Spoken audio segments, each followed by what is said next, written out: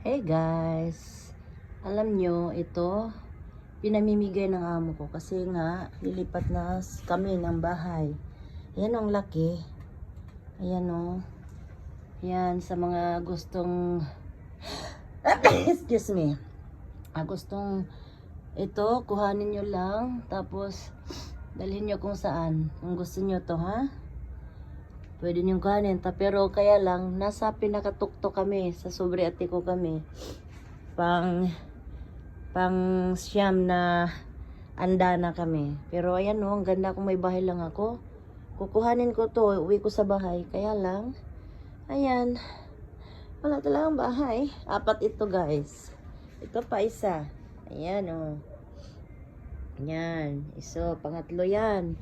Ito. 4, pang-4. Ayan, ito pang-4. At pang-5 ito. Ayan o, ganda. Yan, sa mga gusto at interesado, sa mga may mga bahay na may mga terrace. Ayan guys, pinamimigay ito. Pinamimigay ito ng amo ko. Ayan o, ganda talaga. As in, inaalagaan ko to. Kaya tingnan mo, ang ganda niya, ang yabong. Kasi, inaalagaan ko yan. Araw-araw ko yan kinukahanan ng mga dahon at saka inaalagaan sa pagdilig ng tubig. Char, sana all. So, ayan guys. Sa mga may interesado lang. Yan, inyo na to.